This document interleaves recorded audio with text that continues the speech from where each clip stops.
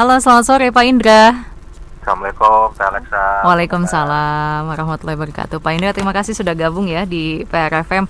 Pak Indra, Sama Teh. Ya, iya, ini kayaknya tahun ini banyak tantangannya dan hari ini momentumnya tepat sih, sepertinya Hari Dignas ya, Pak Indra. Pak Indra, betul. saya ingin tahu Pak Indra ini sebagai pengamat pendidikan, apa sih catatan untuk pendidikan Indonesia, terutama di momentum ini, Pak Indra? Silahkan. Terima kasih, Teh. Yang pertama yang kita hadapi di depan mata, ini kan kita masih berada di tengah-tengah pandemi ya. Hmm. Dan semakin hari sepertinya kondisinya bukan semakin membaik, tetapi semakin mencekam. Karena kan tiba-tiba kita dengar berita di India, ada varian virus baru yang bermutasi dan sudah eh, membawa korban yang jumlahnya sangat besar kan di Betul. India, dan juga ditakutkan di Eropa akan kejadian hal yang sama. Nah, kita syukur alhamdulillah kita belum terjadi, ya amit-amit jangan sampai terjadi kan begitu. Iya, jangan sampai, betul. Jangan sampai terjadi. Tapi kan di sisi lain kita juga harus memikirkan bagaimana kondisi pendidikan anak-anak kita. Selama setahun lebih nih kita sudah PJJ, semua orang kan menganggap kalau yang namanya belajar daring itu nggak efektif ya. Jadi itulah kenapa semua orang banyak mendorong untuk segera tatap muka, bahkan termasuk pemerintah sendiri melalui Kemendikbud sudah 3 kali bikin SKB 4 Menteri yang isinya adalah mendorong untuk segera tatap muka. Padahal kalau kita mendengar berita, bahkan beberapa hari yang lalu Ikatan Dokter Anak Indonesia juga sudah mengeluarkan surat resmi yang mengatakan belum merekomendasikan untuk tatap muka di sekolah.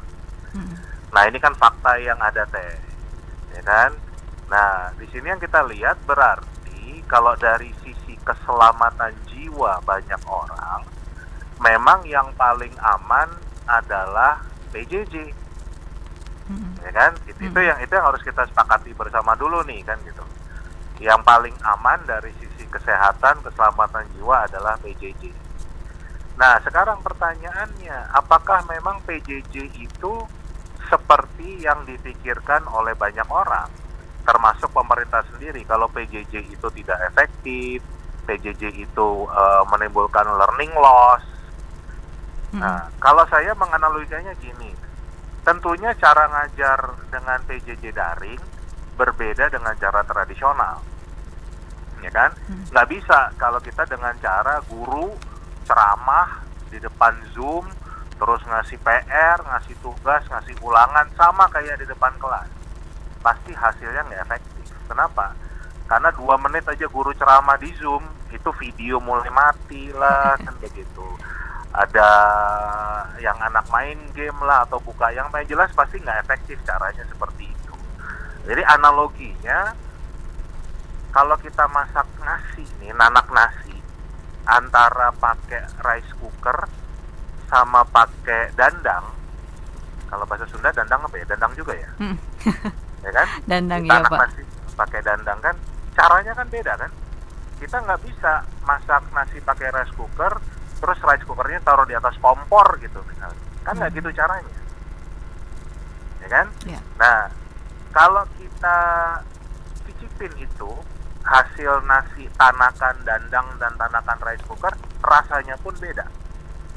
Yang satu, yang pola tradisional itu ada kerak nasinya, yang rice cooker nggak ada kerak nasinya kan gitu. Nah, kalau ditanya enak yang mana, tergantung selera. Kalau yang ditanya adalah kakek nenek saya, milih yang ditanak pakai dandang kan gitu. Tapi kalau anak-anak kita yang ditanya, ya pasti lebih enak yang rice cooker. Berarti kan selera.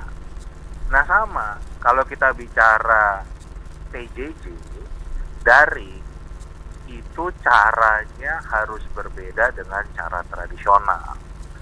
Itu poin yang pertama. Poin yang kedua, berdasarkan kajian akademis dari banyak pihak, termasuk dari Harvard sendiri, ternyata belajar secara virtual bahkan bisa ketika hasilnya jauh lebih baik daripada cara tradisional.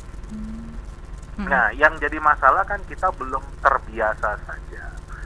Nah, menurut saya yang paling penting justru bagaimana pemerintah itu mendorong supaya PJJ daringnya jadi efektif. Satu, dengan tentunya membenahi dari sisi infrastruktur ya, sinyalnya, gawainya, kuotanya itu harus dibenahi. Yang kedua juga kemampuan guru. Pedagogi digital yang tadi saya katakan sangat berbeda dengan pedagogi tradisional. Dan kemudian orang tua sendiri juga butuh pendampingan kan gitu, panduan gimana sih caranya mendampingi anak belajar secara daring, karena beda dengan yang dilakukan sekarang itu kan malah kebanyakan jadi orang tua seakan-akan berubah fungsi jadi guru kan gitu, suruh ngajarin. Ya kan, itu bakalan bikin stres semua. Kita udah lihat beberapa video yang muncul, orang tuanya stres, anaknya juga stres kan begitu. Ya kan, katanya dengan model ini meningkatkan kedekatan emosional dengan anak. Dekat anak cepat emosi kan? Ya maksudnya ya. Nah, jadi kan butuh juga, karena ini hal yang baru, butuh panduan, bimbingan, ya kan, untuk semua pihak supaya menjadikan pembelajaran yang daring ini optimal, dan itu bisa dilakukan. Ya kan? Nah, itu yang sekarang masih belum menjadi arah kebijakan pemerintah. Masih mendorongnya adalah supaya di bulan Juli nanti sekolah bisa tatap muka, modalnya dengan para gurunya divaksin. Iya. Kan gitu. Menurut saya sih ya kalau sukses bagus, tapi kalau ternyata kejadian seperti India, masa anak-anak kita terus nggak belajar lagi kan? Nah, jadi kalau saya sih menyarankan langkahnya, ayo kita bersama-sama itu membenahi proses PJJ, karena sekarang ini kan sudah era digital kan Teh. Banyak orang sudah bisa membuktikan kalau tetap bisa melaksanakan pekerjaan dari rumah, nggak harus secara fisik tatap muka kan begitu. Kenapa belajar harus secara fisik tatap muka kan gitu?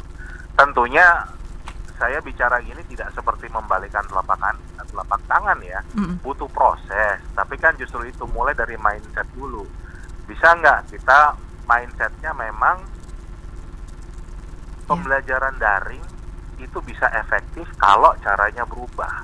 Nggak bisa masak nasi, nanak nasi pakai rice cooker pakai cara seperti pakai dandang.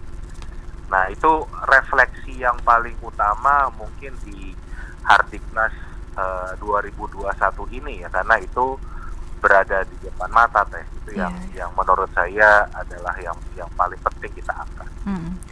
Kalau menurut Pak Indra sendiri, Pak Indra, ini kan artinya alih-alih kita terfokus gitu tatap muka, memaksakan, nanti malah justru akibatnya fatal. Lebih baik kita juga fokus gitu ya ke pembenahan PJJ ini. Memang butuh waktu berapa lama Pak Indra kira-kira untuk kita bisa siap, jika memang dari sekarang kita sudah ambil start nih untuk membenahi PJJ, kalau memang ada itikat baik ya itu juga ya dari pemerintah sendiri untuk fokus ke sini. Butuh berapa lama memang? Apakah lama Pak Indra? Kalau secara teori, orang mengubah kebiasaan, ini menurut Asosiasi Psikolog di Eropa, itu rata-rata butuh 66 hari untuk mengubah sebuah kebiasaan. Jadi sebetulnya nggak sampai 3 bulan nih kita bisa berubah. Tetapi continue perubahannya kan begitu. Nah, pengalaman saya sudah berhasil mentransformasi beberapa sekolah. Itu pengalaman saya butuh 3 bulan. Jadi sebetulnya ini waktunya pas nih, kalau sekarang bulan Mei, setengah semester ya Pak ya. Juni, Juli kita berubah nih, kita lakukan transformasi. Bulan Agustus nanti udah bisa jalan optimal. Gitu. PJJ ini gitu ya, Pak ya? Ini terlepas dari kalau saya bicara infrastruktur ya, kita bicara jaringan, tadi gawai kan, tapi kita bicara dari mindset, pedagogi, kemudian pendampingan orang tua, itu kita cukup butuh 3 bulan. Menurut saya cukup kan begitu. Memang tidak bisa pukul rata, tapi teorinya seperti itu, dan saya sudah mempraktekkan di banyak sekolah bisa berjalan selama 3 bulan perubahan itu. Asal konsisten ya, artinya terus menerus, nggak sehari udah berubah besoknya balik lagi kan gitu. Tapi terus dibuat menjadi sebuah kebiasaan baru. Ini akan disebut dengan kenormalan baru kan begitu, karena betul. punya cara baru. Jadi sebetulnya gampangnya gini teh. Kalau zaman saya sekolah dulu, semuanya itu kan belajarnya langsung ya. Artinya itu kan yang disebut dengan synchronous learning. Artinya ya kita belajarnya barengan, waktunya bareng, kecepatannya bareng, ngumpul di satu ruangan kan begitu. Ini kalau bahasa media istilahnya streaming. Nah, sedangkan dengan teknologi digital sekarang mereka bisa melakukan yang namanya asynchronous learning. Kalau dunia media menyebutnya on demand. On demand, diskusi kita sore hari ini kan nggak harus selalu sekarang bersamaan orang dengerin kan? Iya. Kalau diskusi kita ini katakanlah diunggah ke medsosnya PRFM, orang mau dengerinnya besok kan bisa teh, ya kan? Orang mau dengerinnya minggu depan juga bisa. Nah itu sama, pembelajaran yang basisnya digital itu juga seperti itu, nggak harus barengan lagi. Jadi era yang sekarang ini harusnya nggak ada jadwal pelajaran lagi, nggak semua orang harus mulai jam 7 pagi, nanti selesai jam 2 siang misalnya, nggak perlu. Karena mereka bisa belajar on demand. Si A mau belajar jam 4 pagi, ya kan? Si B mau belajar jam 6 pagi, si C belajar jam 12 siang, si D jam 3 sore, si E jam 8 malam, si F nanti jam 2 pagi, bisa. Gitu. Nah, sudah ada teknologinya untuk ke sana. Itu salah satu pembedanya lah antara era saya sekolah dulu yang belum ada teknologi digital dan sekarang yang dengan digital. Dan semua materi pelajaran itu ada di internet. Jadi nggak usah orang tua tuh berubah jadi guru untuk jelasin, semua penjelasan ada di internet. Nah pertanyaannya, bisa nggak nyari informasi yang benar, penjelasan yang benar, tapi ada semua. Pak Indra bisa berbagi dong Pak untuk pendengar PR nih, kira-kira tadi kan ada mungkin kebuka nih satu programnya bisa asinkronus gitu ya. Apalagi kira-kira programnya kalau 3 bulan bisa, ada beberapa sekolah tadi ya Pak Indra sampaikan yang sudah berhasil gitu Pak. Memang programnya apa sih Pak itu? Yang pertama tadi perubahan mindset dulu deh. Memahami kalau satu, di era digital ini guru tidak lagi menjadi sumber informasi. Itu dulu kan. Itu jadi disosialisasikan begitu atau gimana Pak? Gimana? Jadi dikumpulkan dulu guru, disosialisasikan atau gimana sih Pak Indra? Oh enggak, kita membuatnya memang berdasarkan, jadi ada praktek langsung. Jadi pola pelatihan gurunya pun juga bukan hanya teori, tetapi kita dorong untuk bisa nggak dia mencari informasi. Jadi banyak guru yang kaget, ternyata semua materi yang mereka ajarkan ada di internet. Jadi kan kalau dulu guru tuh harus menyiapkan bahan ajar kan, karena harus dia tulis di papan tulis kan begitu. Begitu dia selesai ngajar harus dihapus lagi, karena guru berikutnya kan ngajar pakai papan tulis itu. Kalau sekarang kita mau belajar materi apa aja ada di internet. Jadi kan guru nggak perlu lagi, orang tua nggak perlu lagi menjadi sumber informasi.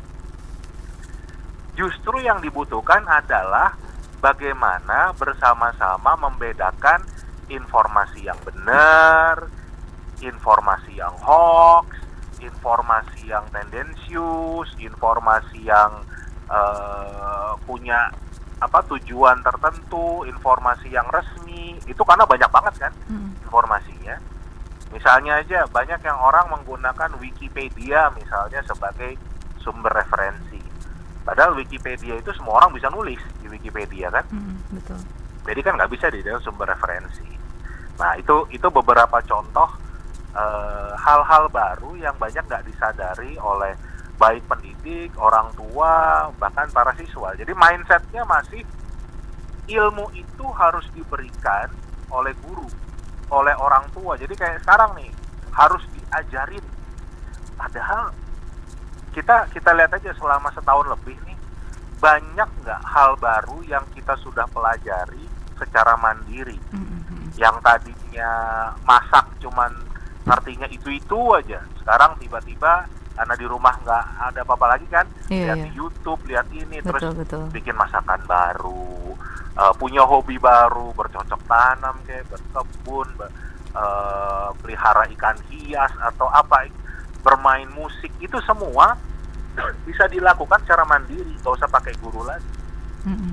Nah itu kan salah satu bentuk pembelajaran di era baru kan. Ini tidak mengatakan guru tidak penting lagi ya, guru itu penting, tetapi fungsinya bukan sebagai pemberi informasi, tapi lebih sebagai fasilitator. Tadi termasuk bagaimana menentukan referensi yang tepat, mana yang hoax, mana yang bukan, kan begitu. Itu salah satunya. Oke.